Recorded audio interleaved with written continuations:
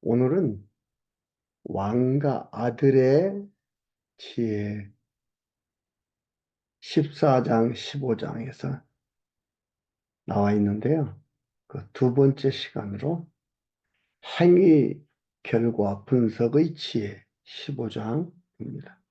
지난 시간에는 뭐예요? 행동을 분석하는 지혜를 얘기합니다. 행동을 분석하는 지혜. 지혜라는 게 뭐라겠습니까? 여호와 하나님께서 만사 만물을 언약하신 뜻대로 섭리 주관하시는 것을 아는 것. 이게 지혜예요.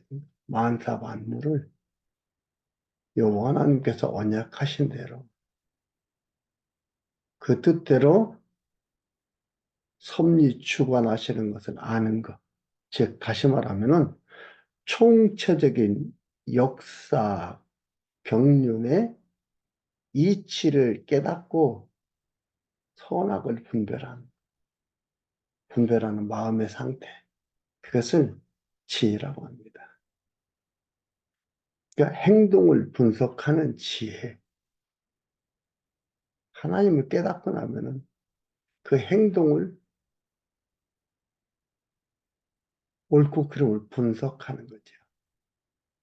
15장 지혜, 행위, 결과 분석의 지혜입니다. 행위, 결과. 행동하고 난 그 결과의 분석이 지혜. 하나님께서, 아, 이렇게 해 가시는구나. 이걸 깨닫게 되는 거예요. 그러면서 어떻게 돼요? 아, 나는 저렇게 하지 말아야 되겠다.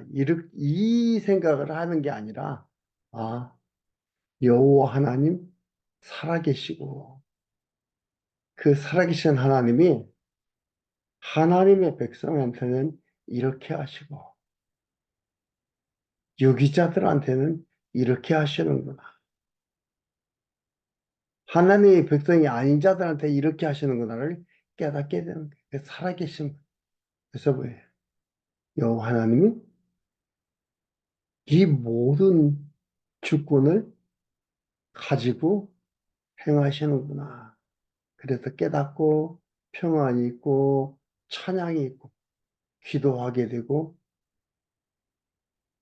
우러러 바라보면서 당당하게 나갈 수가 있지요. 나는 하나님의 자녀라는 확신이 더욱 견고하게 서지는 겁니다. 15장 1절에서 10절까지 지혜자와 미련한 자들의 훈계 태도와 결과를 가리킵니다. 지혜자와 미련한 자들의 훈계 태도와 결과를 가리키는 거예요. 10절까지 봅니다. 15장 이제 유순한 대답은 분노를 쉬게 하여도 과격한 말은 노를 격동하느니라. 지혜 있는 자의 혀는 지식을 선히 베풀고 미련한 자의 입은 미련한 것을 쏟느니라. 여호와의 눈은 어디서든지 악인과 선의를 감찰하시느니라. 여기서 지혜자는 하나님을 아는 자이기에 하나님을 전제하고 생각하고 말하고 행동한다 이 말이에요. 지혜자라. 유순한 이것도 지혜자를 얘기하는 거예요. 하나님을 전제하고 하나님을 알게 하나님을 전제하고 말하고 행동하고 생각하고 이게 바로 하나님을 전제하고 알으니까요. 말하는 겁니다. 그렇기 때문에 어떻게 돼요? 평안합니다. 하나님 중심의 생각을 하는 자는 평안합니다.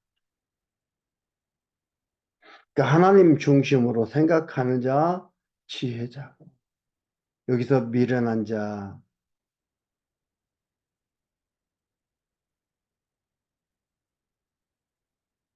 과격한 자, 이런 자들은 누구예요? 자기 중심으로 생각하고 말하고 행동합니다. 불안한 거예요. 주변의 사회적 현상 속에서 불안한 거예요. 불평과 불만이 가득한 거예요. 그러니까 스트레스 받을 수밖에 없어요. 그러니까 그것을 풀려고 그것을 풀 수 있는 것들을 찾게 돼 있어요. 그것을 어떻게 풀어요? 그 생각이 마비되면 풀어지는 것 같은 느낌을 받는 거예요. 미련한 자입니다. 여호와 하나님께서 인생을, 환경을 이렇게 만드셔서 하나님의 뜻을 이루어가고 있다는 것을 아는 하나님 중심의 생각이 너무너무 중요한 겁니다. 미련한 거지요. 그것을 얘기를 합니다. 미련한 자는 불안한 거예요. 여기도 지금 다 계속해서 그런 얘기입니다. 어, 미련한 것을 쏟느니라. 3절에 여호와의 눈은 어디서든지 악인과 선의를 감찰하시느니라.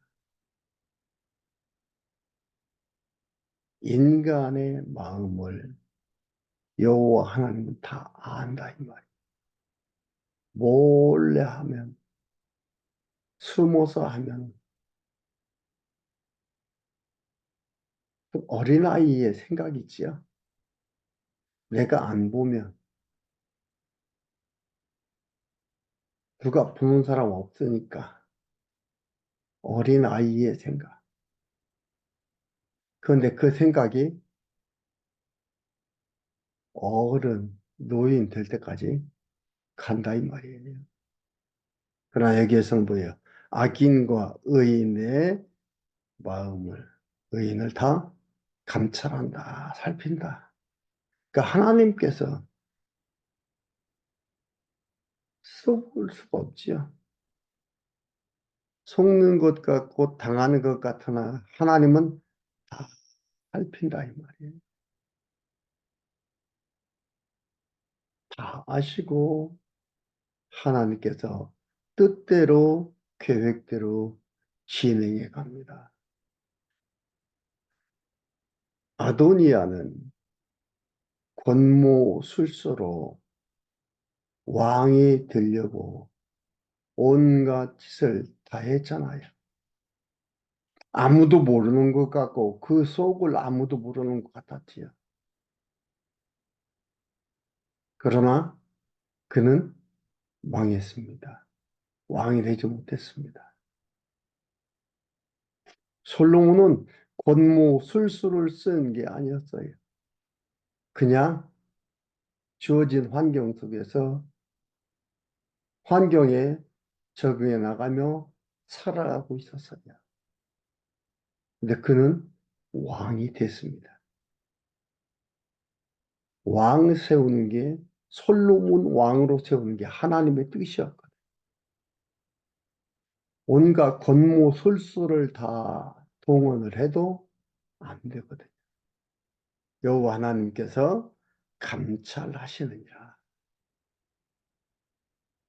여러분, 하나님이 감찰하는 그 속에서 살고 있는 나입니다. 우리 인생의 모든 삶의 여정은 하나님의 뜻을 이루고 가는 과정 속에 있다는 것을 잊지 마십시오. 내가 잘 살아야만이 이런 사회에서 기준으로 만들었던 잘 사는 것, 그것만이 하나님 뜻을 이룬다 생각하는 건 오만방자한 생각입니다. 하나님은 나의 전 생애를 통해서 요 하나님의 뜻을 이루어 갑니다. 거기에 놓여 있고 내 삶이 그 속에 있다는 것, 내 삶이 그것이라는 것을 여러분 꼭 기억을 하십시오.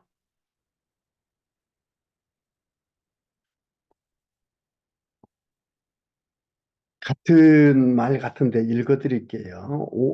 4절에 올량한 혀는 곧 생명나무라. 배려한 혀는 마음을 상하게 하느니라. 아비의 훈계를 업신여기는 자는 미련한 자요. 경계를 받는 자는 슬기를 얻느니라. 이게 부모님, 그러니까 부모님 말씀 잘 들어라. 이 얘기하려는 게 아니에요. 효도, 기독교 효도를 얘기하려는 게 아니에요. 여기는 솔로몬이 아들한테 얘기하면서 어, 아, 하나님께서 주신 그 지혜를 아들에게 전달하는 겁니다. 그 얘기를 하고 있어요. 이것은 뭐예요? 하나님을 경외하도록 가리키는 거예요. 그것을 얘기하는 거지. 부모 말씀 잘 들어라. 효도해라. 이 얘기하려는 게 아닙니다. 음. 의인의 집에는 많은 보물이 있어도 악인의 소득은 고통이 되느니라. 지혜로운 자의 입술은 지식을 전파하여도 미련한 자의 마음은 정함이 없느니라. 왜요? 욕심 때문에 이럴까 저럴까 마음을 정하지를 못하는 거죠. 그러나 누구예요? 지혜로운 자의 입술은 지식을 전하니 하나님께서 만사 만물을 다 주관하시고 언약대로 섭리 주관하시다는 것을 아니까 어떻게 돼요? 지식을 전한다. 과정 부분 부분 속에서 경험하게 되고 직관하게 된 그것을 정확히 해석해서 이 얘기를 해준다 이 말이에요.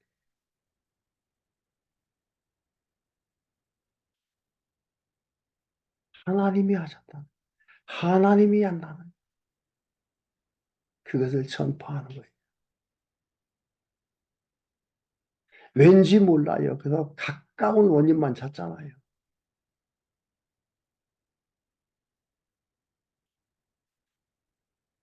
8절 악인의 제사는 여호와께서 미워하셔도 정직한 자의 기도는 그가 기뻐하시느니라. 악인의 길은 여호와께서 미워하셔도 의를 따라가는 자는 그가 사랑하시느니라. 마지막 10절 도를 배반하는 자는 엄한 징계를 받을 것이요. 도라는 건 뭐예요? 하나님의 뜻이 실현되는 하나님의 그 길. 그러니까 하나님의 뜻이 실현되는 역사의 길이에요. 도예요. 앞에서 말씀드렸지만 그래서 뭐예요? 내 인생 여정은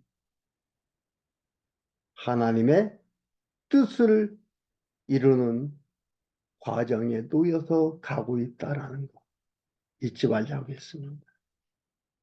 그래서 내 삶이 아름답고 소중합니다. 내가 하는 일 때문에 이건 소중하고 이건 소중하지 않아. 그게 아니에요. 하나님께서 인도하는 소중한 인생 여정이라는 것을 여러분 꼭 기억해야 됩니다. 배반하는 자는 징계를 받을 것이요. 견책을 싫어하는 자는 죽을 것이니라. 11절에서 19절까지 명철한 자의 마음 자세와 행동에 대한 명철을 가리킵니다. 명철한 자의 옳고 그름을 분별한 자 명철을 하겠잖아요. 명철한 자의 마음 자세, 행동에 대한 명철. 11절에 음부와 유명도 여호와 앞에 드러나거든. 음부 유명이 뭐냐? 유명이 뭡니까? 뭐 어두움, 음부나 유명 같은 뜻이에요. 같은 의미를 가지고 있습니다. 음. 음부와 유명도 여호와 앞에 드러나거든. 하물며 인생의 마음이려. 그러니까 하나님 앞에 드러나지 않는 거 없다 이 말이에요. 숨겨지는 거 없다 이 말이에요. 그러니까 여러분 하나님 앞에서 이제 편하죠. 편안하지. 하나님이 다 아는 거. 편안합니다. 나를 다 알고 있는 사람 만나도 이렇게 얼마나 편안하고 즐겁습니까?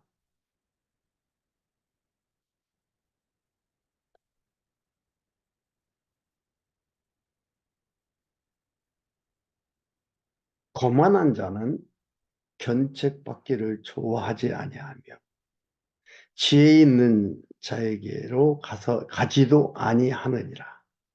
마음이 즐거운 마음의 즐거움은 얼굴을 빛나게 하여서 마음의 근심은 심령을 상하게 하느니라.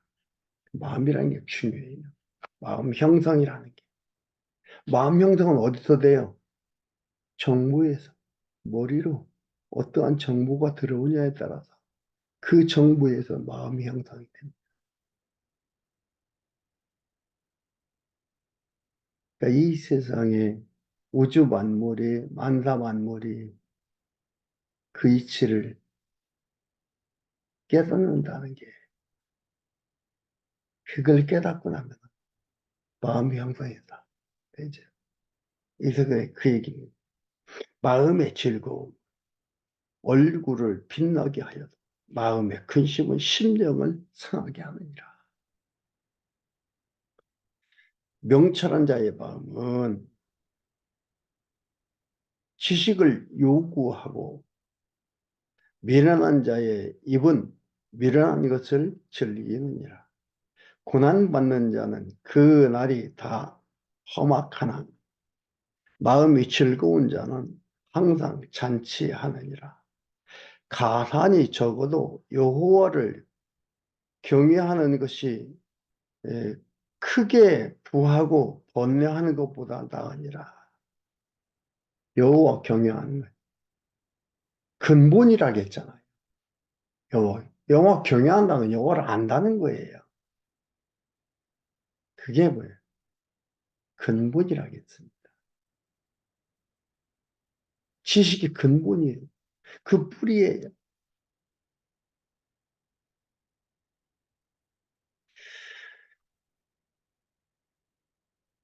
고난받는 자는 그 날이 다 험악하나 마음이 즐거운 자는 항상 잔치하느니라. 예, 읽었죠? 16절 가산이 적어도 여호와를 경외하는 것이 크게 부하고 번뇌하는 것보다 나으니라. 이런 얘기가 뭐예요? 가산도 많고 여호와를 경외하는 거 좋습니까? 그렇게 할 수 없다 이 말이에요. 안 된다 이 말입니다. 하나님을 섬기든 돈을 섬기든지 둘 중에 하나 섬기지 겸하여 섬기지 못한다고 하잖아요. 여러분 이걸 보면서 예수 그리스도를 생각하면 돼요. 예수 그리스도께서 오셔서 얼마나 즐겁게 당신 천국인 것을 전하셨습니까?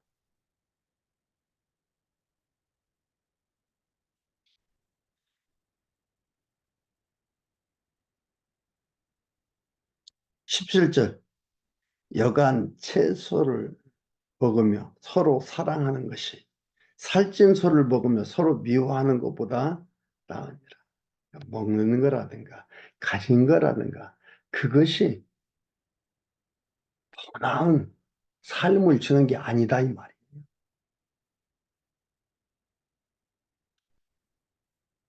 돈을 쉽게 내는 자는 다툼을 일으켜도 노하기를 더디하는 자는 시비를 그치게 하느니라. 게으른 자의 길은 가시 울타리 같으나 정직한 자의 길은 괴로우니라. 그 여러분 이걸 보면서 어떤 생각이 들어요? 여호와 하나님을 보면서 여호와 하나님께서 하나님을 깨달으라고 우리를 이 역사 세계 안에서 살게 하잖아요. 이것을 갖다가 어떻게 보느냐? 역사를 보는데 평면적 시각으로 보느냐, 입체적 시각으로 보느냐가 중요합니다. 평면적 시각, 그건 직선적 시각이면요, 일반적 시각이에요. 그러니까 보는 거 그 이상을 볼 수가 없어요. 그걸로 판단하고 나가는 겁니다. 예. 입체적 시각이라는 건 통시적 시각이거든요. 전체를 보는 거예요. 입체적 시각이라는 건. 이것은 사실 하나님만이 가능합니다. 우리 인간들은 직선적, 평면적으로 볼 수밖에 없어요. 하나님만이 가능하시며 하나님을 계시한 성경을 성경을 통해서만이 그 평면적 시각을 가질 수가 있어요. 그러니까 성경을 잘 알고 똑바로 알아야 평면적 시각을 가지고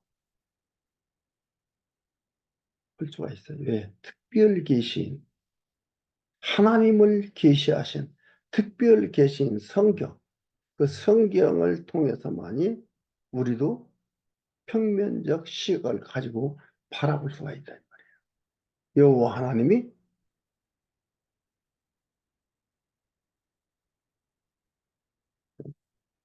입체적 시각을 가질 수 있다 이 말이에요.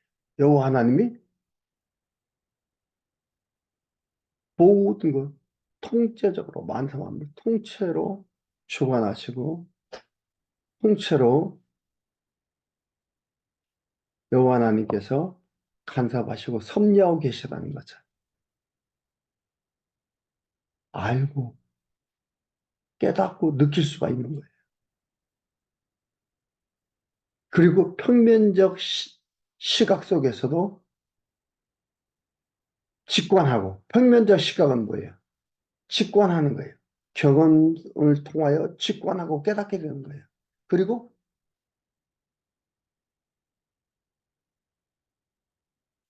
전체적으로 어, 입체적 시각으로 알게 되는 거예요.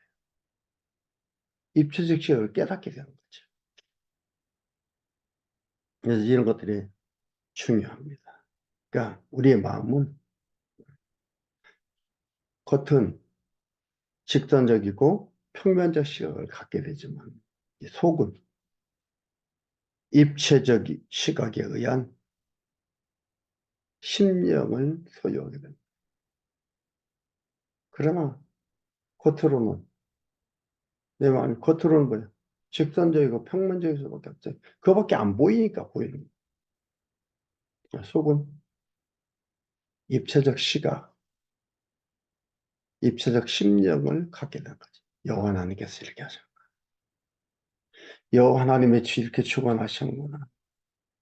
하나님 뜻대로 말씀하시더니 지금 이루고 계시구나. 이걸 알 수가 있는 겁니다.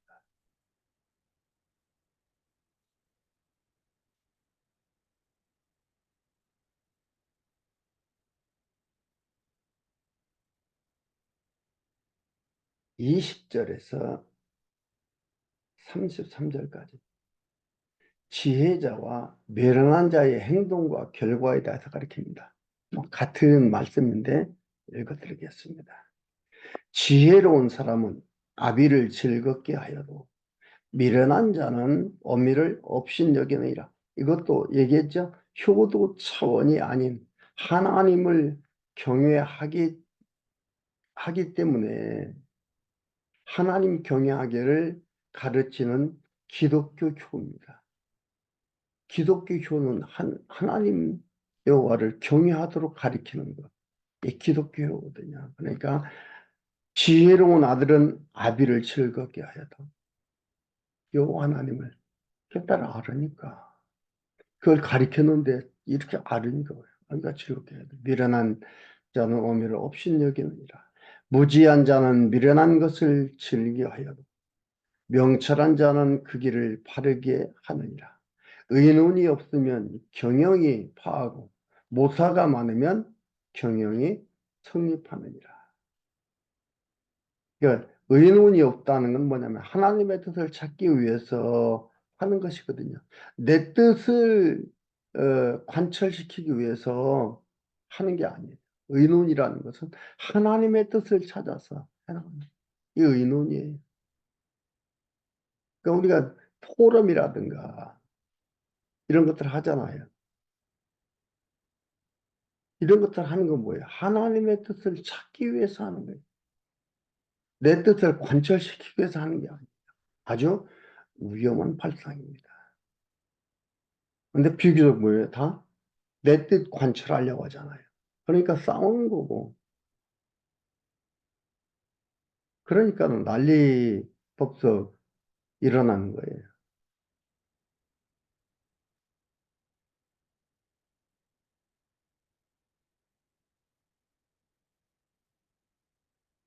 23절 사람은 그 입의 대답으로 말미암아 기쁨을 얻나니 말은 기쁨을 준다는 거죠. 음, 얻나니 때에 맞는 말이 얼마나 아름다운고 지혜로운 자는 위로 향한 생명길로 말미암음으로 그 아래에 있는 음부를 떠나게 되느니라.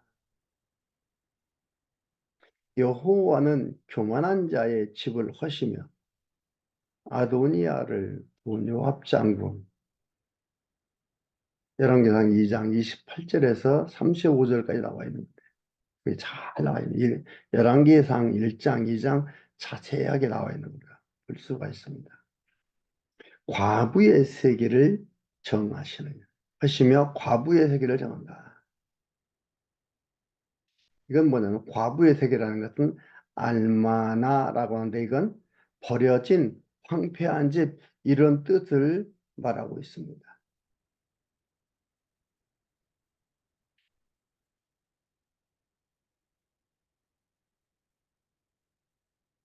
다 하나님께서 정하신 거다.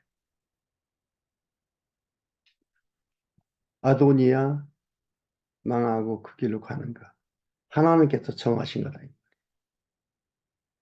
악을 꾀하는 여호와의 미워하신 악한 꾀는 여호와의 미워하시는 것이라도 선한 말은 정결하니라. 이 일을 탐하는 자는 자기 집을 해롭게 하나. 여기서 먼저 아도니아 그 얘기하는 거예요. 아도니아를 얘기하는. 요압 장군.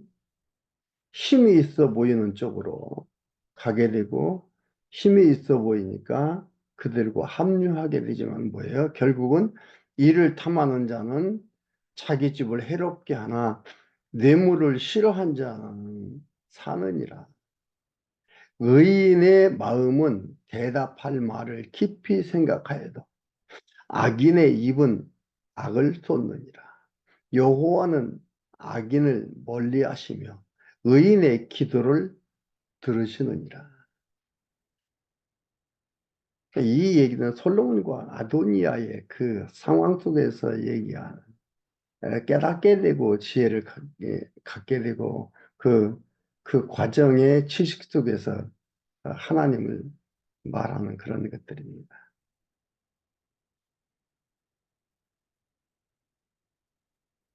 30절 눈에 밝은 것은 마음을 기쁘게 하고 좋은 기별은 뼈를 윤택케 하느니라.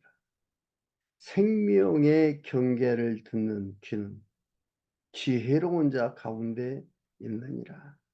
하나님을 잘 알고 정확히 알고 깨닫고 간다면 건강해야 돼요. 뼈를 윤택하게 하고 양약이 되고 그렇습니다. 이 건강이 육신적 건강을 얘기하는 게 아니라는 걸 예수님도 그리스도 오셨는데 십자가에 죽으셨잖아요. 그런 얘기를 하면은 건강해야 된다고 얘기하면은 여러분들은 저를 보면서 그럴 수 있잖아요. 더 건강하고 해야 될 텐데 건강이 그렇게 좋은 편이 아니지 않습니까? 그러면 여호와를 경외하지 않는 겁니까? 그 육신의 건강을 말하는 것은 아닙니다. 물론 육신의 건강을 무시할 수 있는 건 아니지만은 육신의 건강이 바로 이거다라고 말하는 건 아닙니다. 하나님을 깨닫고 나면 마음이 편안하고 행복하고 즐겁고 그러니까 하나님께서 유지해 주신 그 건강으로 살아가게 되는 거지요.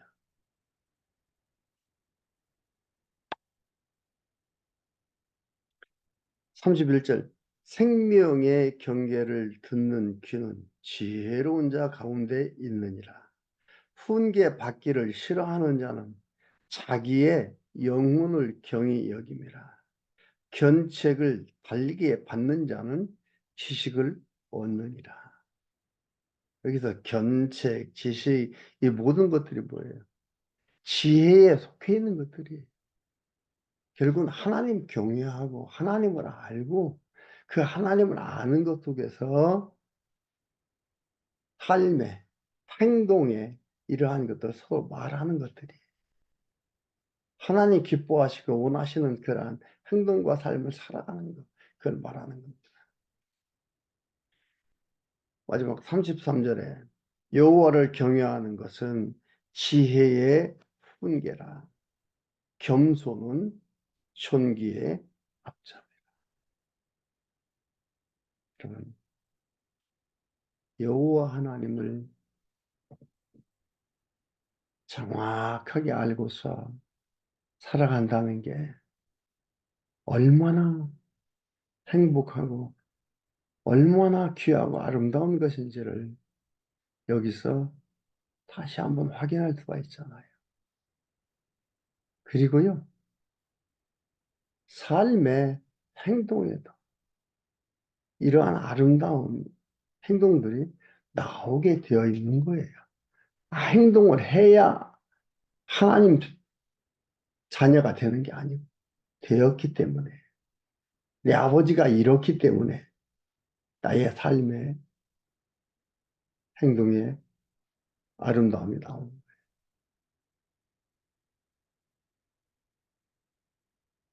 여러분 아무쪼록 성경을 통해서 우리 여호와 하나님을 깨달아가는 것,